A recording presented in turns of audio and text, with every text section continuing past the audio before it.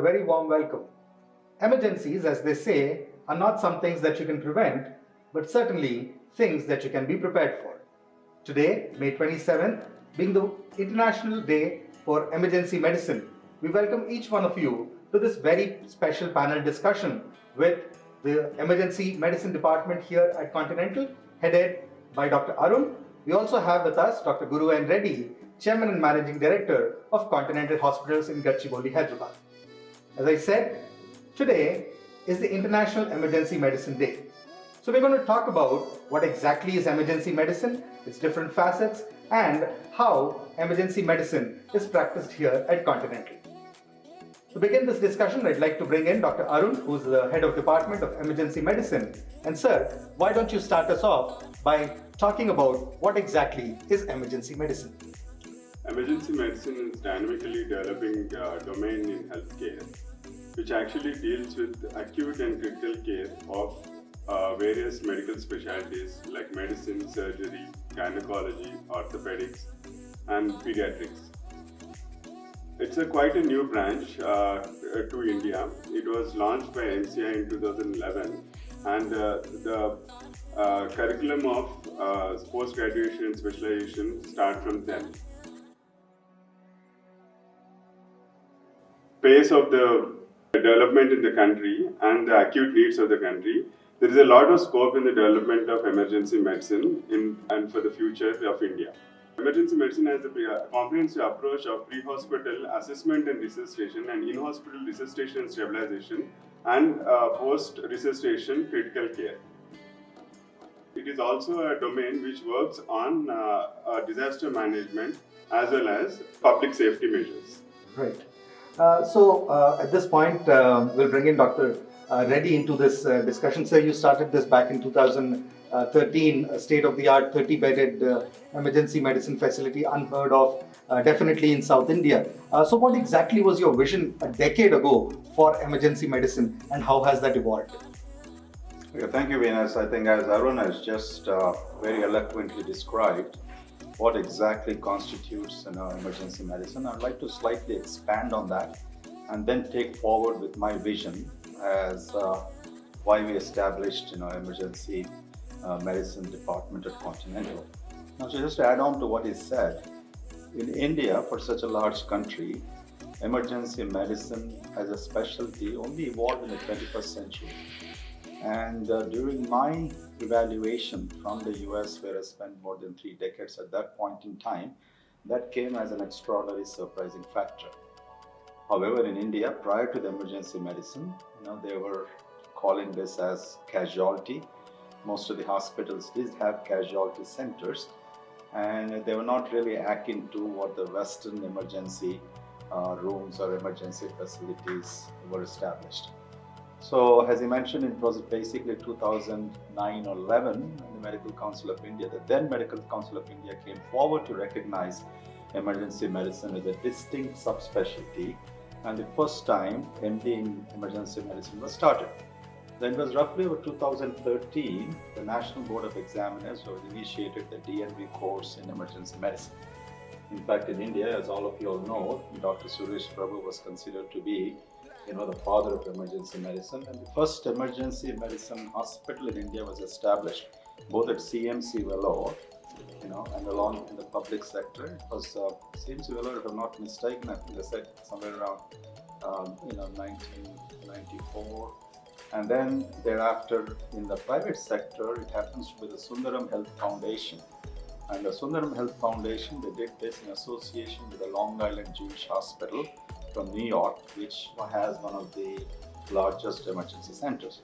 See, what made me really focus on emergency medicine is with my 3+ decades of stay in America and working in leadership in various hospitals, I realized the importance of patient care in an emergency situation or an urgent care situation, and how significantly it changes the journey of a patient when he presents to the hospital. So given that, I said the country should, India as a nation, should really lunge forward in spite of the various resource constrictions that we had or constraints that we had in terms of having physician faculty, in terms of trained nurses, in terms of a properly designed facility an emergency room or facility requires. So with that vision, I had this feeling, a strong conviction in me that no patient in any country or community should die, if he or she has a cardiorespiratory arrest, or he or she is in a trauma, if he or she is involved in an accident, which requires an emergent attention. So with that vision at Continental, we established one of the largest emergency centers, with a 30-bed facility. And not only just establishing a 30-bed facility, but we had the foresight to plan this facility to break it down into various segments, where we have on one side the surgical side of the emergency for trauma and accidents, and we have the medical side of the emergency to take care of a patient who present with acute stroke or a patient with heart attacks and all. And more recently, we added a beautiful pediatric emergency facility so that we don't have to mix the adults and pediatric patients together. So there was an imminent need in the country, and I felt compelled to take this challenge and have the beginnings of a good emergency infrastructure for the community. Right. So as I said, today being International Day of Emergency Medicine, we also in many ways celebrate a decade of excellence in emergency medicine here at Continental. And as the head of department, Dr. Arun, can you just underline the importance and need for an emergency department in a facility like ours? So any kind of medical emergency, patients can't wait for an appointment or doesn't come with an appointment to the hospital. So understanding this basic condition, every hospital need to have a strong emergency department to cater to the disease burden of the patients. Taking it forward, whenever there is a patient who is arriving to the emergency department with an acute illness, there is always a pathology which might be a severe or a minor. In general, for a layman perspective, every condition has got 3 E's. One is an entry phase, where second is an establishment phase, and third is an end organ damage phase. So our approach to these 3 E's would be a pre-hospital assessment or in-hospital assessment, prompt resuscitation, prevent the disease progression, and prevent end organ damage. So any hospital which pledges to reduces the disease burden of their patients will definitely have a strong emergency department for the better future of the patient. Right. Sir, we've come 10 years from inception, and I'm sure both emergency facilities here at Continental and across the country have improved. But with your experience, how do you think we still stack up against the facilities or protocols in the West? Well, that's a good question, Venus. I think the progress is always made when we learn from someone in life, or when we compare to someone, and then one kind of makes that as a point to improve. Now, just to give a perspective from the statistical point, in America, roughly about 140 million emergency visits are made every year. If you translate that into crores, which is about 14 crores. So in the American perspective, you would take 350 million people, so 1 in 3 is visiting the emergency room in a given year. Or in Indian perspective, it translates to 14 crores, so we can say that roughly about 1 in 10 or something like that, correct?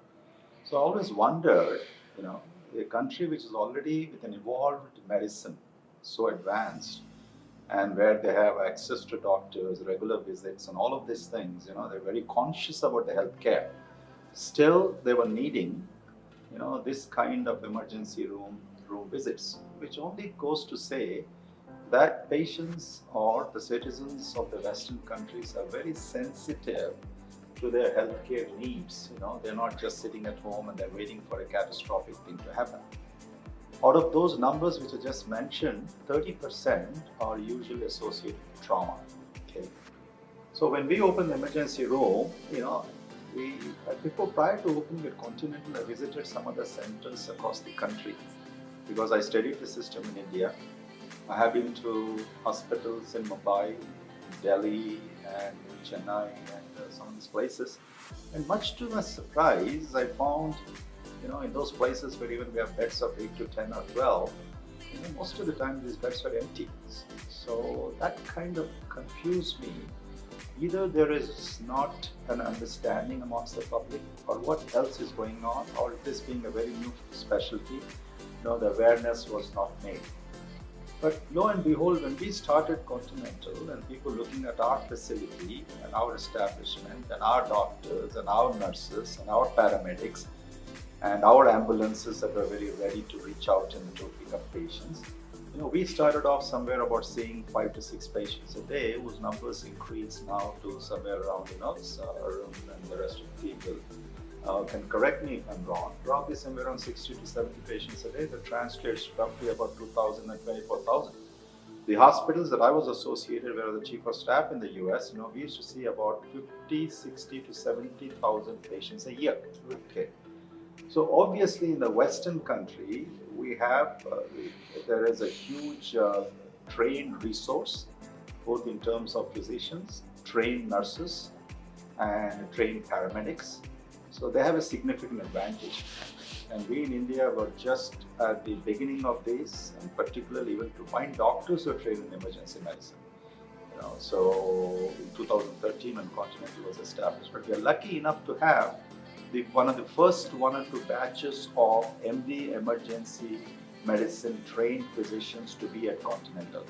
As a matter of fact, we were the first ones to have an MD emergency medicine doctor to lead Continental, and within very 2 years we also started on a postgraduate program for emergency medicine learning. So succinctly, to give an answer, we are way behind in terms of catching up with the West, but with now more number of doctors who will be graduating with MD emergency medicine. Just Chennai alone has 80 seats this last year.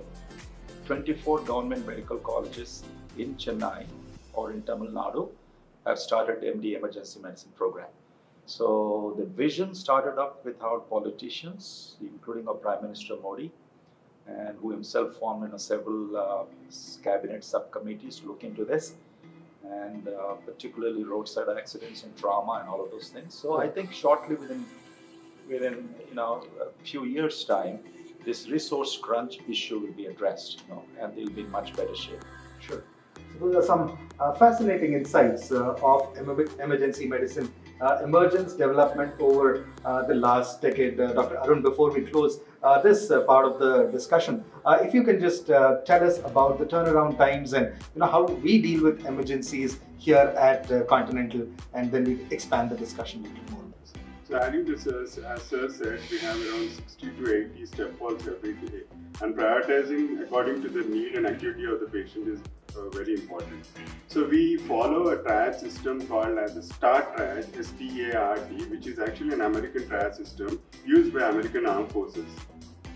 So we have 4 segments. In that, first one is the red segment, where the patient is addressed immediately from 0 to 5 minutes, and where which is actually considered as a life-threatening condition. And the second level is an yellow segment, where the patient is near to 0 to 10 minutes.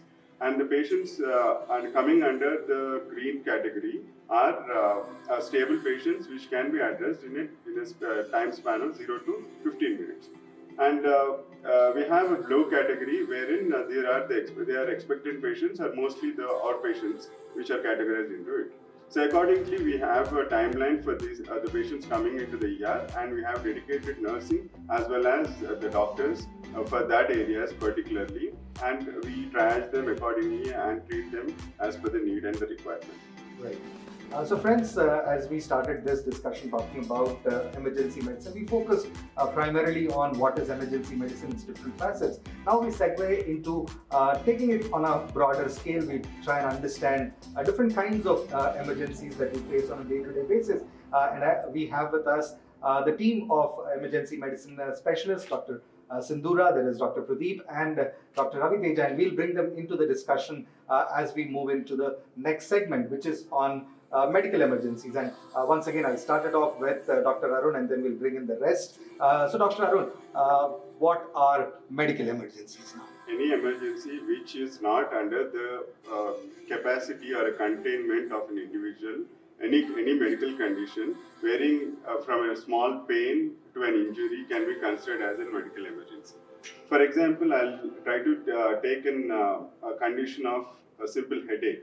A headache varying from a score of 0 to 5 out of 10 can be a bearable pain, and the pathology behind it could be minor pathology.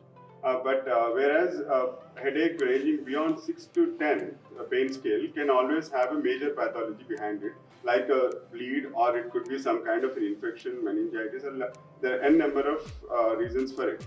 So, not really correlate with the presentation of the symptom, or does not have a directly proportional relation to the pathophysiology.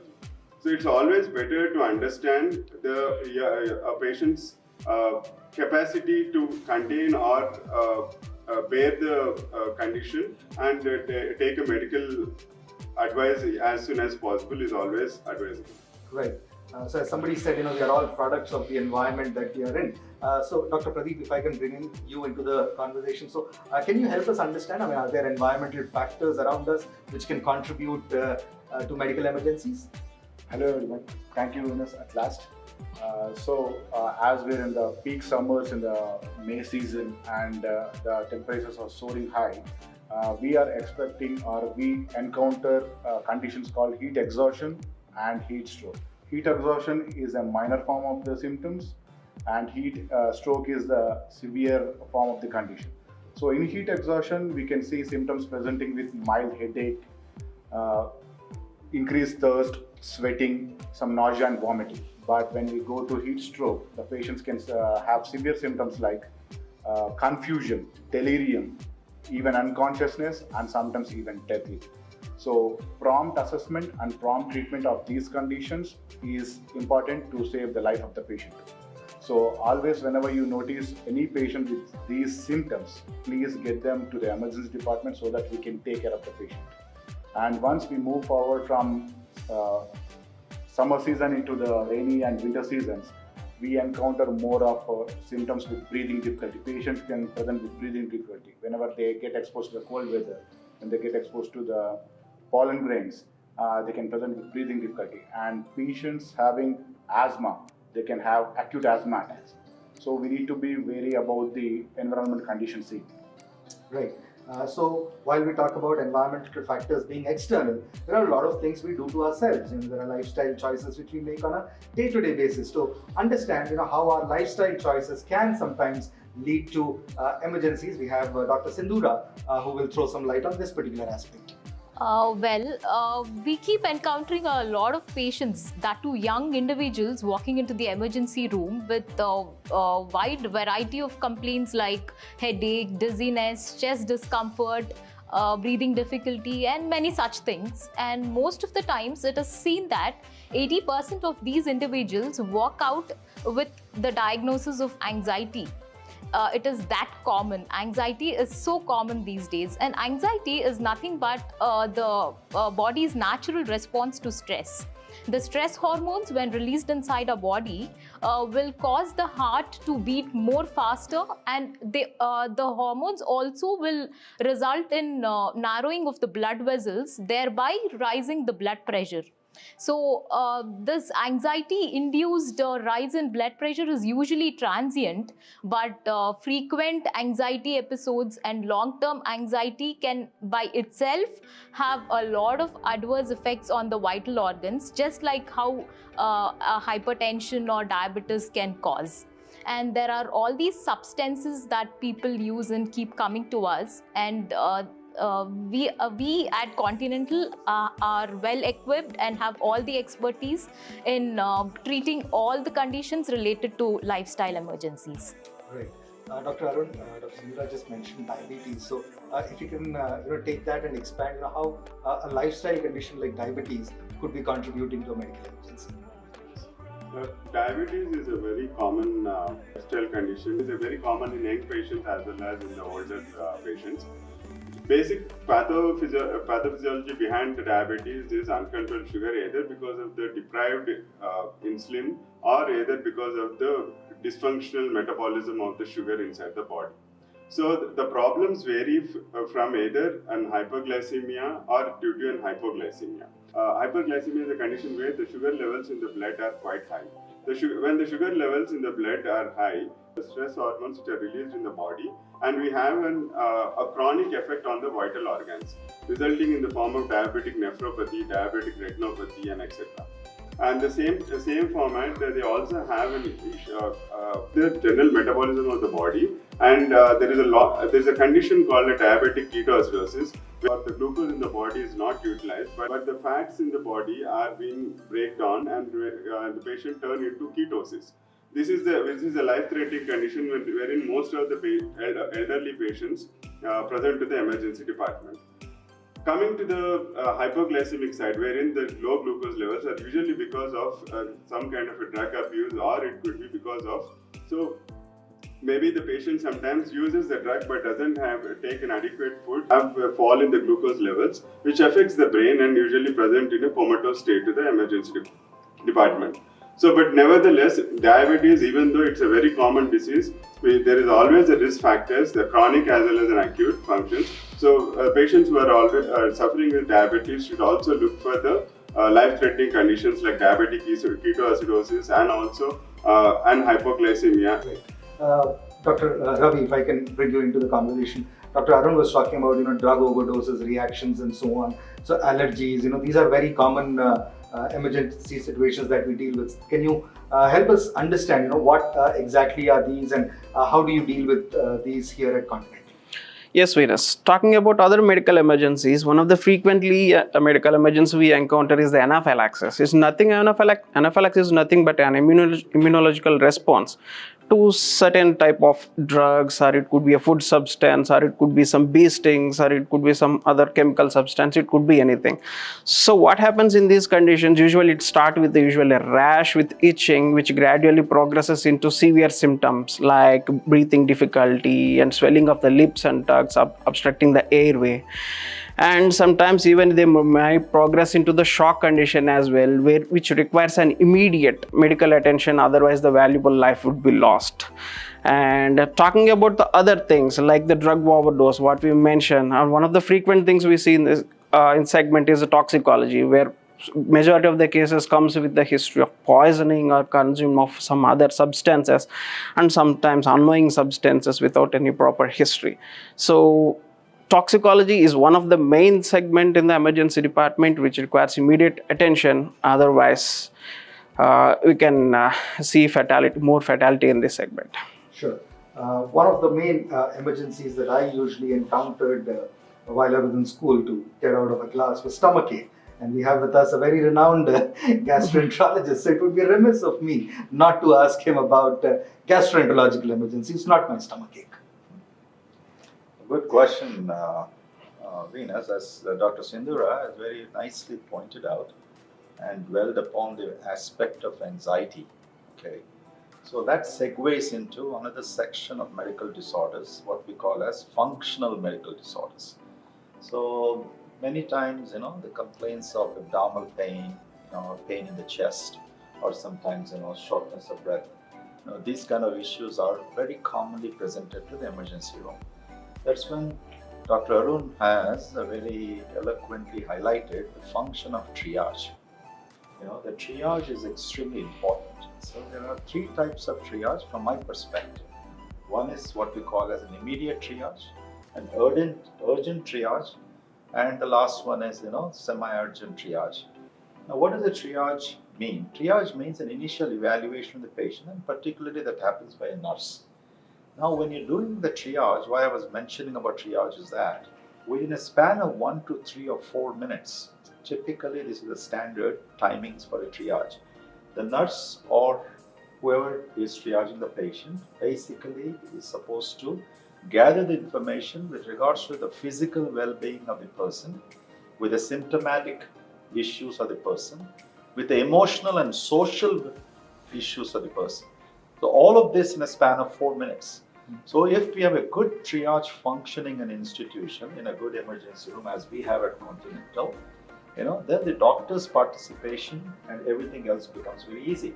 Because not all abdominal pains are necessarily emergent, okay? Not all abdominal pains are necessarily acute, and not all abdominal pains are necessarily warrant, expensive and extensive evaluation.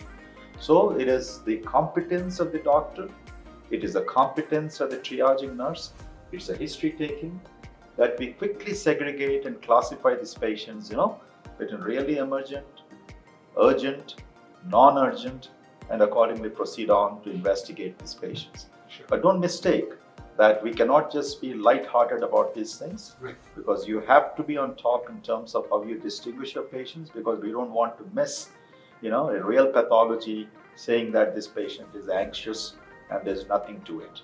Okay. Sir, if you could also briefly touch on foreign body injections, something consumed, food poisoning, because nowadays it's the lifestyle to eat out, eat at irregular hours. So how about those things? That's a good question. At Continental, we see a lot of patients which are usually children with foreign body injection. And in the rest of the world also, in pediatric emergencies, because children tend to swallow things, without proper attention.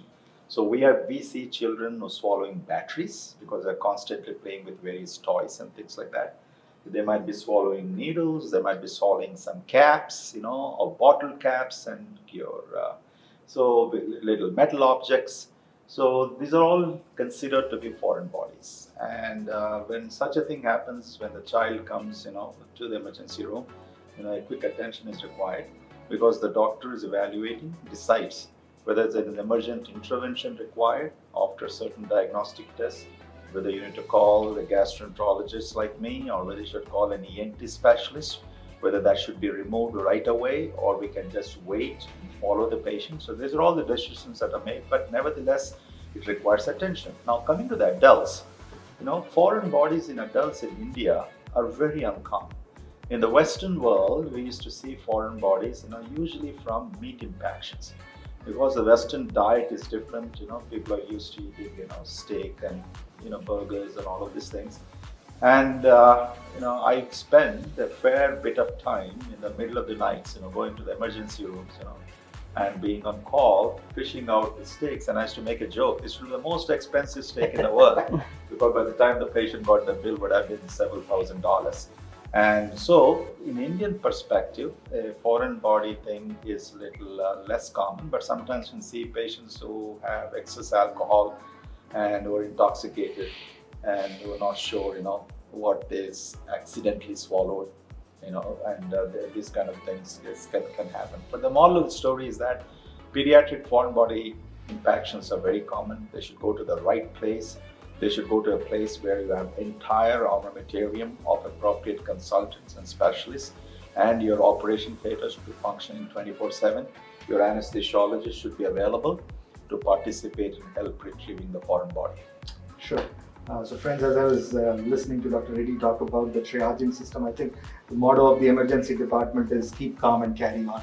And we do that every day here at Continental. On this World Emergency Medicine Day, we are having a conversation with our emergency department, as well as Dr. Guru and Reddy, the chairman and managing director here at Continental. So from talking about medical and functional emergencies, we move on now to a few organ-specific emergencies, and one of the very common emergency that all of us, I'm sure at some point of time have been witness to, is stroke. So Dr. Sindhura, if we can talk about what exactly is a stroke, how do you define it, and what are its various facets?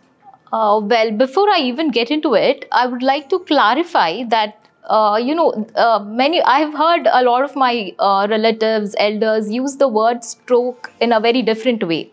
I'm sure all of us must have heard someone saying, my father had a heart stroke. That is a misnomer.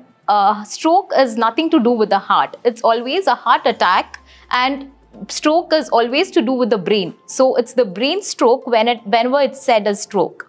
So let us just understand basically what brain stroke means. Brain stroke can be of two different types majorly. One is called the ischemic stroke and another is called the hemorrhagic stroke. So when it comes to the ischemic stroke, it means that the blood vessels which are supplying the brain are either narrowed or there is a block in the blood vessel causing some disruption in the oxygen supply or the nutrient supply to some part of the brain. This is the ischemic stroke. And when it comes to hemorrhagic stroke, it is nothing but the bleeding into or within the brain. And this thereby again disrupts the oxygen and nutrient supply to the brain vessels, brain cells. And it's not at all an exaggeration to tell you that just within a minute of time, we tend to lose around 12 millions of brain cells if left untreated. So time is brain. And treating at the earliest is how we help the patient to gain his functionality and lead a better life. So before my team members can emphasize more on this, I would like to tell you all something about something that all of us can do, not just medicos. Anybody can, for that matter, can recognize a patient with stroke if they know something called as FAST. FAST is an acronym, F-A-S-T. F stands for facial drooping. Whenever you see someone beside you going through some sort of a discomfort or is unable to talk or something, the first thing that you have to observe is if his or her face is drooping. Ask the patient to speak or say E or smile and observe if the face is drooping. And the alphabet A in the FAST, the next alphabet A stands for arm drifting. Ask the individual to raise his or her arms, and if one of those arms is drifting or if the victim is not able to lift his arm, then it means that it is an arm drift. And the alphabet S stands for slurring of speech. Ask the individual to frame a sentence or a phrase and see if there is any slurring of speech. And if any of these three things are there, do not delay any further to talk to the doctor. Because the earlier you take the patient to the doctor, the sooner the treatment, the better the outcome. Right. So it is the window period in which our emergency physicians act wisely, which will help in better outcome of the patients. Right. So as I understand, time is of the most important essence here. Dr. Ravi, can you elaborate on this particular aspect of window time as? Yeah, like Dr. Sindur has emphasized, time is brain. So it is the most important segment in treating the stroke.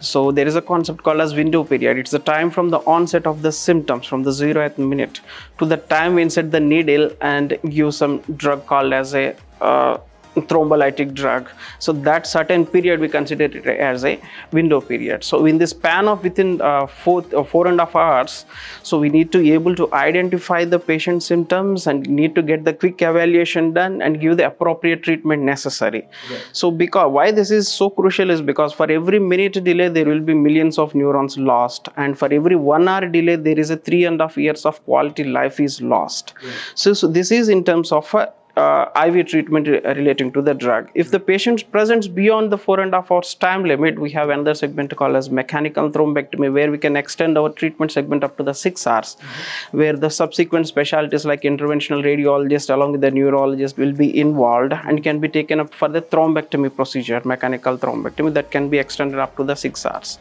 So this is the window period what it signifies.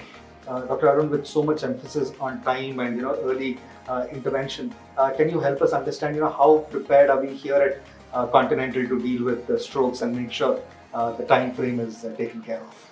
Yeah. So Continental Hospital has got a quaternary stroke unit wherein we have an integrated approach of a stroke team which is led by an emergency physician, neurophysician, neurosurgeon, radiologist and a interventional radiologist. So as my team was saying, brain is time.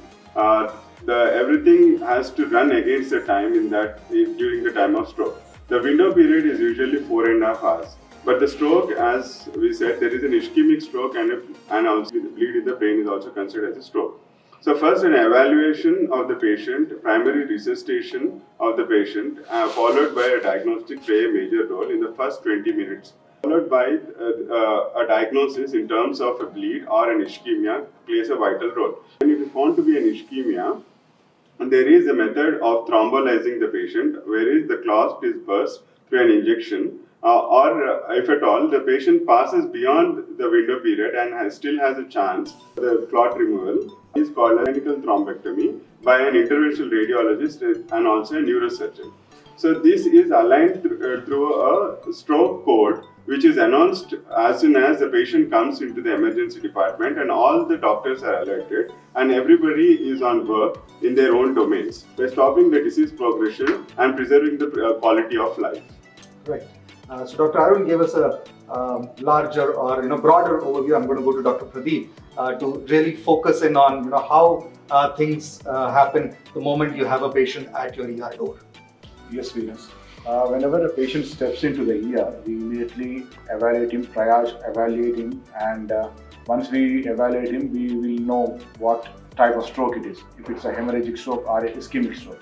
In the ischemic stroke, we have a time called door-to-needle time. So the door-to-needle time represents the time the patient comes into ER till the time we give the thrombolytic agent. So as per the international standards, the door-to-needle time is around 60 minutes and not more than that. But here at our Continental Hospital, because of the extensive stroke unit we have, we were able to achieve the door-to-needle time as less as 40 minutes. Within 40 minutes, we could evaluate the patient, we could take him to a scan, see if it's a hemorrhagic stroke or ischemic stroke. Once it is ischemic stroke, we were able to thrombolize him within 40 minutes. And it's a great achievement, I think. And as per the statistics, in the last 10 years, we were able to thrombolize more than 500 patients in the emergency department, and it's a great achievement. Fascinating.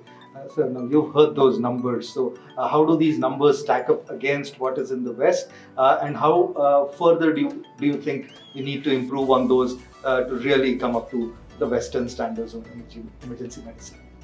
Now, firstly, let me just congratulate the team here, and each one of them so eloquently narrated and described what exactly is stroke from the get-go of its definition.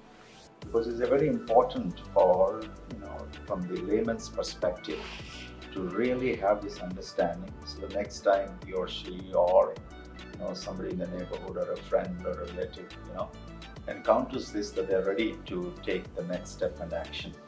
So, and most importantly for us all to understand the classification of the times, which is the golden hour, and followed by the first 4.5 hours, and post that, what are the procedures, that are done.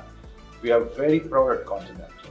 I believe that, I do not have this, clear statistics, but what we have been told many times, and from the recovery of patients, and the compliments, and the feedback that they've given, and the fact that, we have prevented, permanent injury to these patients by this fast action, as what Dr. Pradeep has just mentioned, is something very commendable. So here at Continental, we have everything set up, and many times I feel, as I still travel between the US and here, and seeing for 4 decades what the Western emergency rooms and the stroke units that originated there, and we have kind of emulated them. We are no less than perhaps any other international medical facility in terms of a stroke unit. Our vision of establishing a stroke unit dates back to almost 8 years or 9 years, prior to today. And at every level, this was used as a quality indicator, including our Joint Commission certification, National Accreditation Board certification, and we're always applauded for that. So what really kind of in a nutshell makes a difference to run a very successful stroke unit at the end of the day, as Dr. Arun has narrated, number 1 is establishing the unit, number 2 is establishing the protocols, number 3, make sure we have the complete bandwidth of the appropriate specialists, which is essentially the emergency room physicians, the neurologists, or the neurophysicians, the neurosurgeons, the neurointerventional radiologists, and sometimes the neurosurgical interventional radiologists, and who are available 24/7, for that intervention. We are fortunate at Continental at all times that such facilities are available. I do not remember of a single incident thus far.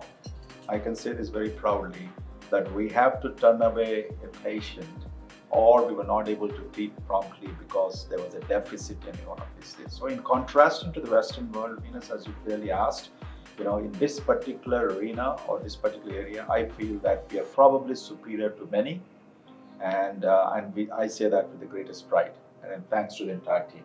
Right.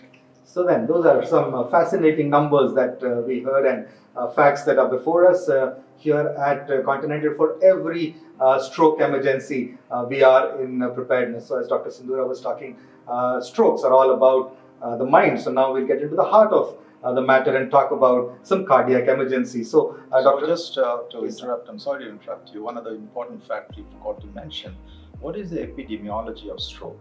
Every 1 in 3, in the country or in our nation is expected to develop a stroke if not properly taken. So there is a huge burden that is coming our way in terms of patients who are presenting to our emergency rooms or hospitals. Hence, the kind of preparedness that we have at Continental or other hospitals, or other healthcare facilities should gear up to that, because the burden will be enormous. Right. So this is just not about what is happening at Continental. We actually envisage a much improved emergency medicine paradigm in the country in the days and years to come. Dr. Arun, as I was coming back to you, is every chest pain a medical emergency to be dealt with?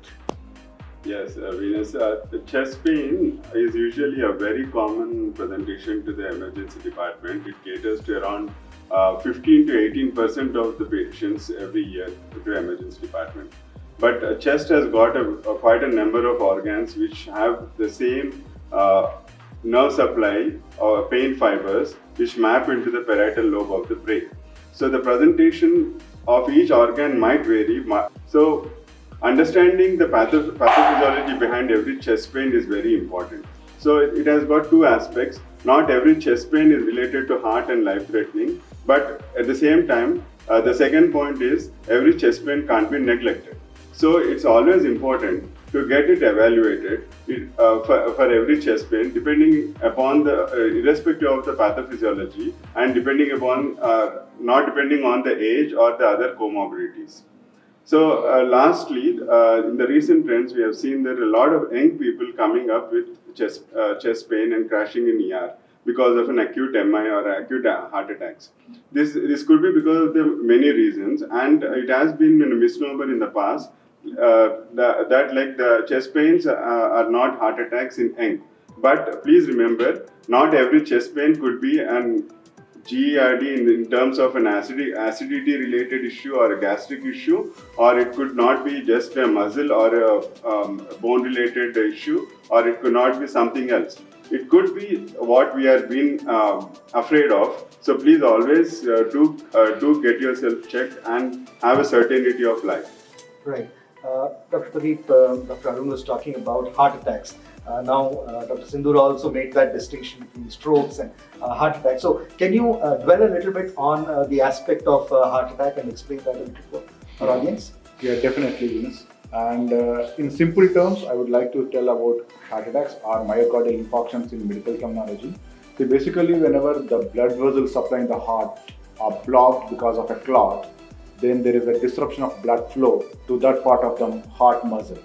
So then the area or the heart muscle gets injured or can go into permanent damage, causing a heart attack.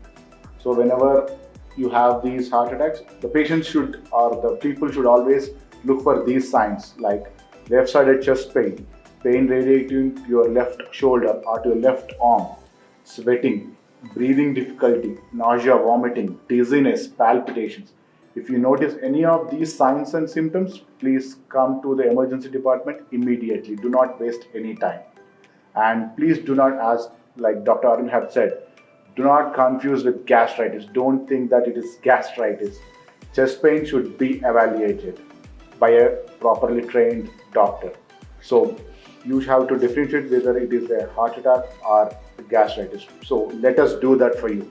Right. And whenever you have a heart attack in the ER, what we generally do is, once we diagnose them to have a heart attack, we give certain medicines called loading doses with ecosprin and clopidogrel and atorvastatin. Those are antiplatelet and anti-cholesterol medicines.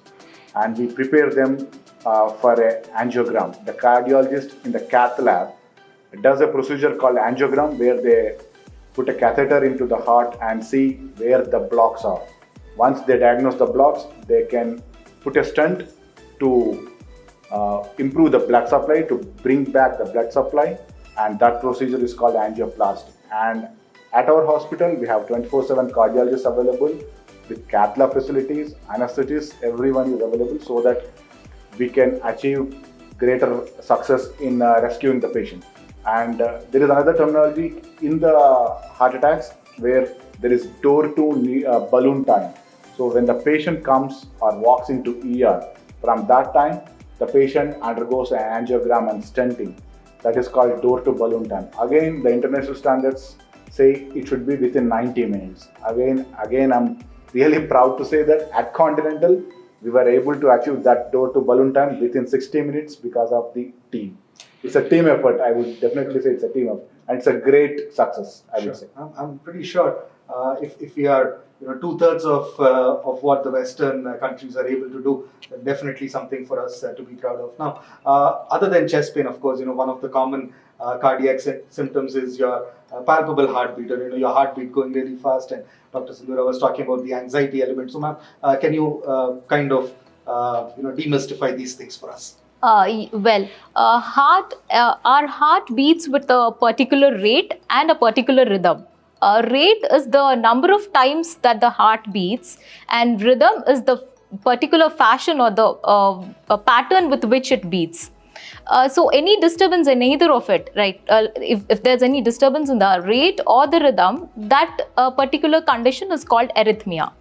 Arrhythmias can present to the emergency room in a wide variety of symptoms. It can range from a simple lightheadedness, dizziness, to feeling of one's own heartbeat, which is called palpitations, to the worst scenario of a sudden cardiac death.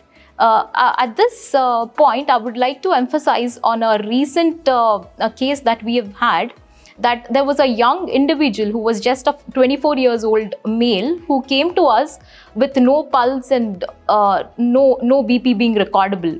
And he was resuscitated promptly in our emergency room, and on evaluation he was found to have this congenital heart problem, and in those patients, particularly in the young individuals who will have a chest discomfort, and in them, if there is any congenital heart defect, then in them arrhythmia is the reason for death. And so, the moment a patient comes to us with palpitations or any symptoms related to arrhythmias, it can happen transiently, or it can be there overt at the time of presentation. And we at Emergency in Continental are very well equipped with all the medications that can immediately revert the rate and rhythm back to normal. And despite these medications, there are cases who do not respond much, and in them there is a requirement of something more called as the definitive treatment for arrhythmias, which is nothing but the defibrillators or the pacemaker insertions, and all of that have been done very well on time, saving a lot of young individuals suffering arrhythmias in our hospital. Right. So in the triad of strokes, we also heard about attacks. Now let's go to heart failure. So Dr. Ravi, if you can help us understand what exactly is heart failure, how is it different from a heart attack? So speaking about heart failure, it's not as so uncommon that we frequently see on day-to-day basis, particularly in elderly patients, because majority of the elderly patients with the previous heart disease, they usually present with this state called as heart failure. Heart failure is nothing but the weakening of the heart and failure to do its normal function. The normal function of the heart is to pump the blood throughout the body, and the failure of the heart to do its own work, we term it as a heart failure. So the main reason for this heart failure is because of the underlying underlying conditions like previously what has been emphasized, like heart attacks or previous valve problems, sometimes infections like myocarditis, or sometimes blood collection around the heart, or sometimes blood clots within the lungs, we call it as pulmonary embolism. All these things can precipitate into the heart failure.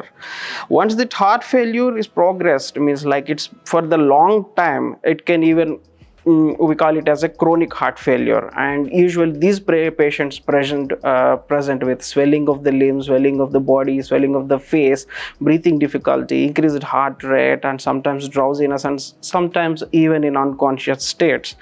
So all this requires immediate medical attention, and proper assessment and proper treatment need to be given for them. And sometimes assisting devices can also be planned for people who are not responding to the medications that will be done by the cardiothoracic surgeons along with the cardiologist at the Continental Hospital. So ultimately requires apt response so that the valuable life can be saved. Right. Sir, Dr. Guru, as a healthcare visionary now, we see India as a growing population, a young population, and cardiac diseases are on the rise. And then you hear numbers like, we are beating the Western standards 2 to 3. So how does that make you feel, and how prepared are we for the emerging cardiac emergencies of the future? Yes, I think it again, relates to the fact, what kind of a healthcare establishment a particular community has. Certainly in a resurgent India, we have seen growing number of hospitals and growing number of healthcare facilities, and also both in the public sector and private sector. So the key here is that how one plans is extremely important. As we said, emergency medicine is very novel in this country and novel to lots of physicians. It's barely a little over a decade old.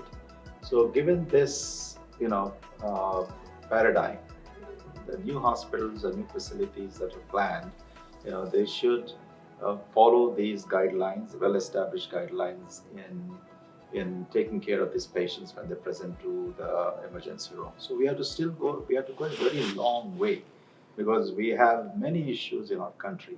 We have the rural-urban divide at the end of the day.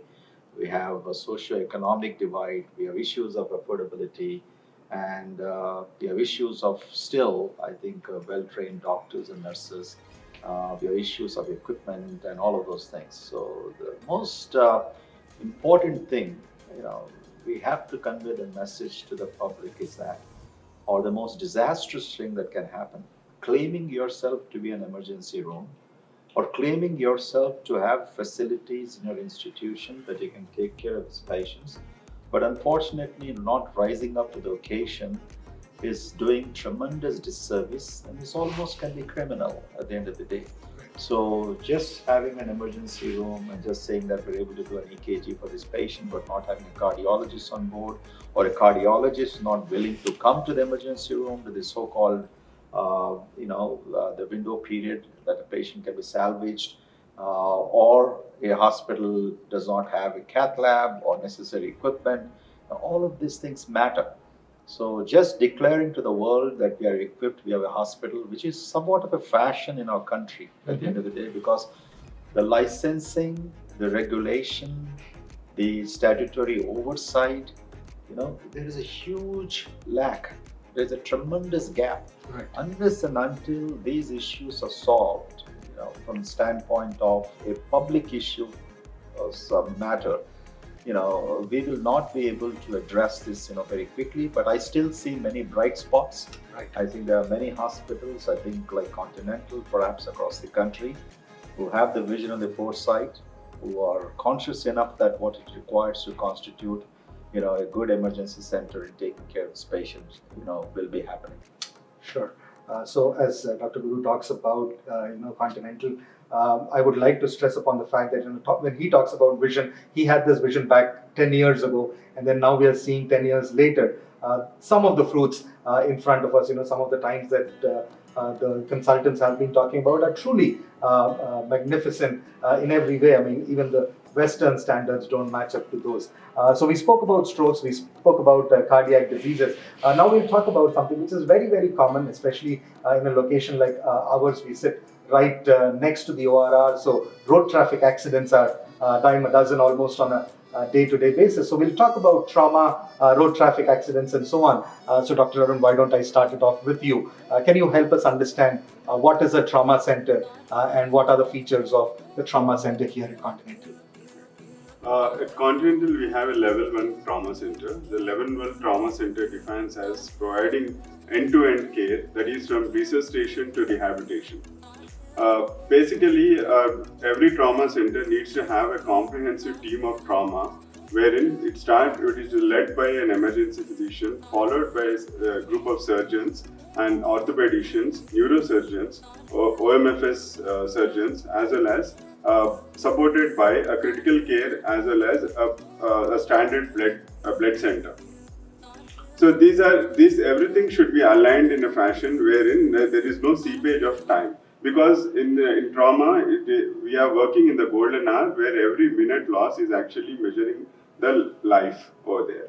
So aligning everybody in the form of starting from the resuscitation. Actually, it starts from the pre-hospital. Pre-hospital plays a very vital role in the trauma, and the resuscitation from the pre-hospital to the in-hospital resuscitation and stabilization to diagnostics, complex surgeries, and post-complex surgery stabilization and the critical care plays a very vital role. So we do have a very strong team of trauma in here in Continental hospitals, and we cater to any kind of trauma which comes to the hospital.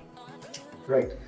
So Dr. Sindhura, Dr. Arun talked about the essence of time, how each minute is critical to the life of a patient. So can you talk about how loss of time could eventually lead to loss of life? Accidents, particularly the road traffic accidents, are not said to be happened. They are caused, and India stands rank 1 among 199 countries to be the largest number of deaths related to road traffic accidents. And in road traffic accidents, many of the young individuals who are the breadwinners of the family lose their life. They might not lose the life right away, but it could be 2 weeks or 3 days or a few weeks later on. But that is because of the irreparable damage that has happened to them in the golden hour. When I say golden hour, it is the first 60 minutes of the time immediately after the critical injury that a victim goes through in a road traffic accident. And it is this golden period that we all work upon. And if intervened aptly and rightly in this golden hour of trauma, then the outcome of the patient can be far better than what we are seeing these days. Right. Dr. Ravi, to improve upon the patient outcomes in these road traffic accident trauma cases, Dr. Arun also spoke about pre-hospital preparedness or pre-hospital care. So how is Continental geared up for that you are taking care of a patient not just once they reach the hospital, but from the place of the incidents? Yeah, good. So, like we said, the golden hour, it plays a crucial role in the management and the saving of the precious life. So, what exactly is that golden period the madam has emphasized? So, coming to the pre-hospital care, it starts with the EMT staff, emergency medical services. Once we get a call that so-and-so accident happened at so-and-so place, the immediate dispatch of ACLS ambulance to the certain spot will be sent without any delay, along with the technician, sometimes if required a doctor as well. So, upon entering that scene, the emergency technician quickly evaluates, or a doctor evaluates the patient. So the first 10 minutes of assessment, we call it as a platinum 10 within the first golden hour period. The first 10 minutes plays a crucial role. Within the first minute, they quickly evaluate the patient and do a primary survey. Once it is done, in the next, they spend the 5 minutes in stabilizing and resuscitation of the patient, and the next 4 minutes, they immobilize the patient and do the transport to the hospital. This crucial 10 minutes plays an important role in that first golden hour period. Once within the golden period, when the patient is brought to the emergency, a quick triage and quick reassessment is done, taking the patient into the trauma bay, and the trauma protocol is activating the trauma team as well. From there, the things go on. Dr. Pete, you helped us understand how different we are in terms of stroke management, in terms of cardiac management. Would you have something to say about how different we are as a trauma center compared to those around us? Definitely, Venus. See, like Dr. Arun had said, ours is a level 1 trauma center. Level 1 is the highest level of trauma preparedness center. So at our hospital, we have a great team in the hospital to cater all the needs. The polytrauma, there is a polytrauma code where we activate a polytrauma code when the patient comes. And the team has all ER physicians, neurosurgeons, orthopedic surgeons, oromaxillofacial surgeons. We have a gastrosurgeons, CTVS surgeons, and vascular surgeons. We have 24/7 blood bank availability, radiologists available 24/7. The consultants, anesthesiologists are available. If the patient requires any immediate OT procedures or surgeries, everything will be done.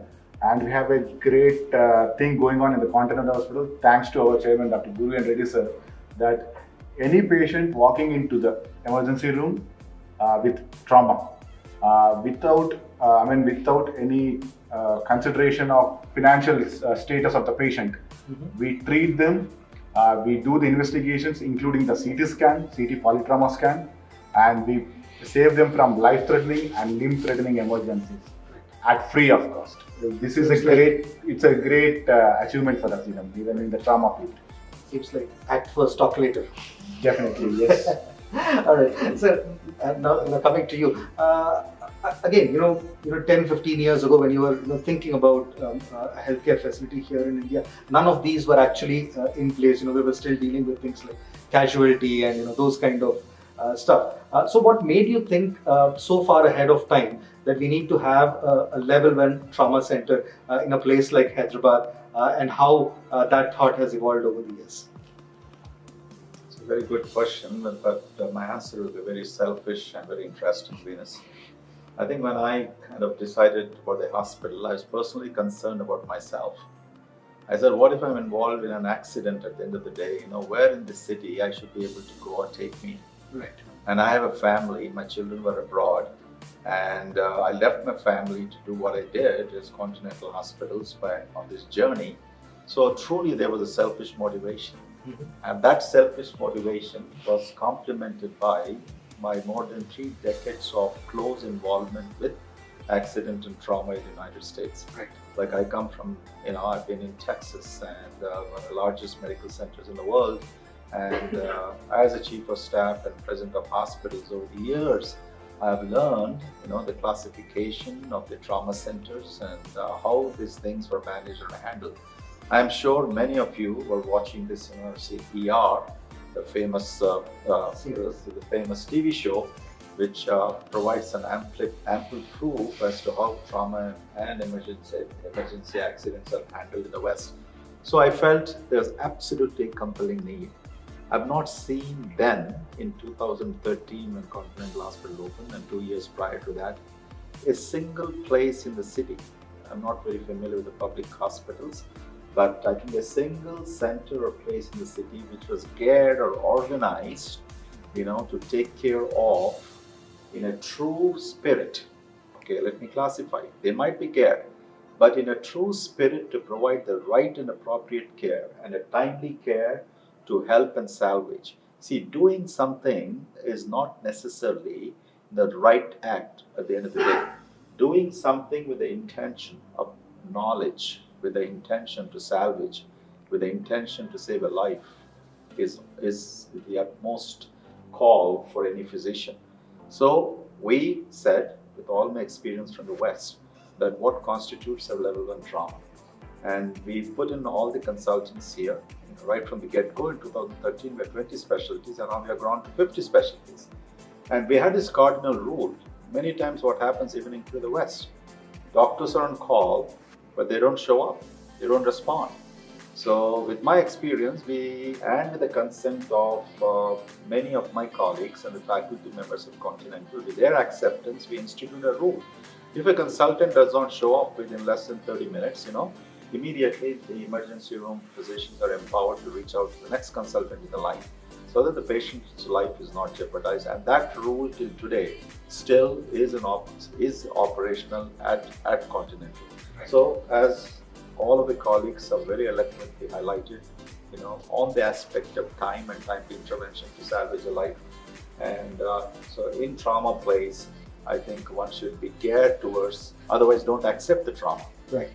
Just resuscitate the patient and send them to a facility where that care can be provided. So it's extremely important of the human resource and your 24/7 of all the things that they have alluded to be available in order to declare yourself to be a level 1 trauma center. Sure. All right, friends, on this World Emergency Medicine Day, we are having a discussion on various facets of emergency medicine, and we've had a long one straddling across medical, functional, cardiac strokes, and so on and so forth. So as we segue into the next segment, those of you who have young children, or those of you who are recently parents, I'm sure you will agree with this, that everything that your child does is an event. At the same time, on the negative side, everything that happens to your child might look like an emergency. So we have a pediatric emergency center here at Continental. So I'd like Dr. Sindhura to open this discussion. What are the common pediatric emergencies, and also touch upon what are not pediatric emergencies? Very rightly said. As a mother of a toddler, I understand how disheartening it is to see a kid in pain. And if it is an adult, he will be able to express or tell you what he is undergoing and what is the amount of pain that he has. Whereas if it is a kid or a toddler, he won't be able to do the same. And that is where your expertise lies. And many of the times we see anxious parents walking into the emergency room along with their kids with the history of fever for a couple of days or fever for one day and all of that. I definitely understand. Even 1 hour of fever will definitely make the parents very anxious. So when they come to the emergency, we don't just treat the condition, like we don't just treat the fever, but also explain, make the parents understand that there are those subtle warning signs which we all should look for in a kid. Like it so recently happened that we happened to see a 4-year-old kid who had a history of fever for one day, and that's it. He came to the ER, and we educated the parents that whenever the fever goes above a certain degree of temperature, that is when you have to be extra vigilant in treating or getting him to the hospital and all that. And we also explained to her that just a small sign of excessive blinking of eyes is something that you have to keep observing, because in kids around 5 years of age, till 5 years of age, there's this thing called febrile convulsions, that is the fits or the seizures which happen to a kid when the fever goes too high, when the temperature goes too high. So the premonitory symptom or the warning sign of it itself can be excessive blinking of the eye.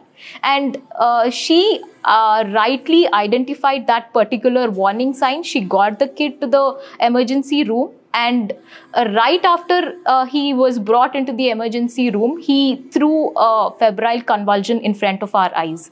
But because she was with us on the right time, we could save the kid so properly that he walked out of the hospital just within a couple of days. So febrile seizures is something which is very common in kids these days. It can be self-limiting, but it can also be life-threatening sometimes.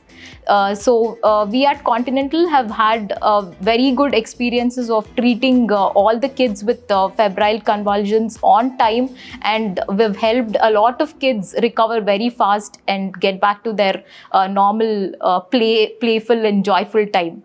And as Sir rightly said, there are a lot of kids who come to us with foreign body ingestions and foreign bodies in the nose and all of that. And yes, definitely attending to them on the right time will definitely result in better outcome with no much complications in kids. Sure. Dr. Ravi, foreign body incisions, again, a favorite pastime of children. I don't know. They might do it for fun. But how do you, deal with those cases? And how should parents deal with those patients or rather children in the immediate aftermath of something going into their body? Yeah, talking about in the pediatric segment, we see it on daily basis, the foreign body insertion. Sometimes it might be in the nose, and sometimes it might be in the ears, and sometimes it might be swallowed. So the first two things within the nose and the ears, even though they are not life-threatening, but yet times they can be depending upon the size and what type of object it has been inserted. So at times it will be difficult to gain the history from the parents because the patient is, the kid is unwell and is not taking orally, and he's behaving a little not like a normal. But in majority of the scenarios, the things will be witnessed. But in certain cases, we'll have unwitnessed child with some ingestions. So those cases becomes little challenging in treat because if you don't get a proper history, we need to evaluate little further depending upon the radiological investigations as such. So in certain times, the swallowed, whatever the foreign bodies are there, it's like it can be sometimes like sir has emphasized before, it can be sharp objects, it can be button batteries, it can be double magnets. These requires immediate intervention, otherwise they can lead to the some bad. So aptly involving other specialties including a medical gastroenterology along with the pediatrics team and the anesthesia team and activating endoscopic facility as well. So aptly helps in removing the foreign body in time and preventing the further complications. And coming to the nose and ear foreign bodies, if it's visible, they try to take it out in the ER. If sometimes it will be difficult to remove, and at times we involve the ENT specialist. So they come at the middle of the time or uncertain times helping in removing the foreign bodies as well. So we don't hesitate to call anyone at any time, and like we call them, they are also don't hesitate to come at all. Sure. So and that's it. Dr. Pradeep, would you like to talk a little bit about pediatric trauma? I mean, falls and fractures and kids running into things and so on. How is it that parents ought to deal with them at the scene, and then how is it that we deal with them here at the hospital? Yeah, definitely. See, the kids are very naughty. They run, they jump around, they get... yeah, definitely. They fall around, they play everything, and they sometimes get into serious injuries. Right. So treating pediatric trauma is not the same as treating adult trauma. Mm-hmm. So you need to identify the danger signs because they are not able to tell you what happened actually, basically. Right. So sometimes even the parents did not watch what happened. Mm-hmm. So you need to be very attentive. You need to be, you should have expertise in treating pediatric trauma. Right. So there are certain signs where you need to pick out what type of injuries the kid might have had, and you need to act upon. And you need to act fast because they decompensate fast. So at our hospital, we have a special pediatric trauma team consisting of, again, ER physicians, with pediatricians, pediatric surgeons, pediatric anesthesiologists, all these people. So once there is a severe trauma in a pediatric case, so all are activated, we diagnose what is happening, and appropriate interventions are going to help them. Right. And I mean, it's not like, again, Dr. Sindhura had said, it's not just treating the child, it is even treating the parents. They are very anxious, they're tensed. So stay calm, be patient, and take into the confidence, and explain what is happening. Communications plays a vital role. So explain what is happening to the kid, and I think they'll definitely support you what is going to happen. Okay. We have a beautiful pediatric emergency. I mean, if you have a chance, you should definitely come see that. Not just as a patient. I mean, it's just a beautiful facility. And with that, I'd go to Dr. Guru. I know you absolutely adore your granddaughter. So I want to talk about the heart behind coming up with this pediatric emergency facility, the kind of facility that we have here at Continent. Thank you, Venus. It again goes back to my Western experience of several decades. As I said, I graduated and worked in the world's largest medical center, and the Texas Children's Hospital is one of the top 3 or 4 hospitals in the United States of America, and it has now more than 1,000 beds in Houston with all specialties and whatnot. So, being on the faculty, of our hospitals and interacting with colleagues and seeing what happens there and how these things are structured and whatnot, that was, again, my planning for Continental was extremely, extremely important. As a matter of fact, Continental is set up for every age and every aspect of humanity, from pediatrics to adolescents to adults and to the geriatric population. Nobody is neglected here at the end of the day. So it was very important. India is a young society. We constantly talk about the demographic dividend, and when you have a young society, there are young children around all the time. So given that, I think we should not do disservice to them. So with that intention and with that plan, we said Continental should have a wonderful pediatric facility. In fact, having a good pediatric facility within a tertiary or a quaternary care hospital makes a lot more sense rather than having an independent children's hospital, because as Dr. Pradeep and Dr. Ravi and Dr. Sindhura has clearly alluded, these diverse presentations, we never know which specialty is needed. Right. Often, standalone hospitals, they do not have all these consultants 24/7. You might have visiting consultants, but the time a visiting consultant, if you're stuck in some other place busy, then you lost that opportunity and the time. So having in a tertiary care institution where all these subspecialties are available to the needs of the children, particularly in an emergency time, is extremely important. As Dr. Pradeep mentioned, we have a beautiful pediatric intensive care unit. We have a neonatal intensive care unit. We have pediatric wards here, and we have created recently. Our pediatric emergency was a part of the adult emergency, but we have now segregated the pediatric emergency both for the comfort of the parents, for the attention to be given to the children. So we have pediatric registrars round the clock. We have pediatric consultants, round the clock who attend to these emergencies and basically take care of these patients. So I am very proud that what Continental could do today in our communities, providing them this door and opportunity 24/7 to take care of their children and giving us the opportunity to provide care to them successfully. Right. So we are almost at the end of our discussion, and we briefly touched upon obstetrics and gynecology. I mean, there are emergencies we see on a very regular basis. So Dr. Sindhura, if you can help us understand, what are the common gynec emergencies that we are dealing with and how prepared are we to take care of those? Any woman of a childbearing age walking to us with a history of severe pain in the abdomen, we always try and evaluate all the possibilities, and ectopic pregnancy and torsion ovary are life-threatening conditions for a woman of childbearing age. And they are promptly diagnosed with the bedside ultrasonographic provision that we have in the emergency room. And it's not an exaggeration, but we have diagnosed most of the ectopic pregnancies even before they could get ruptured. And we've helped them, immediately getting wheeled to the operation theatre for further evaluation, for the management.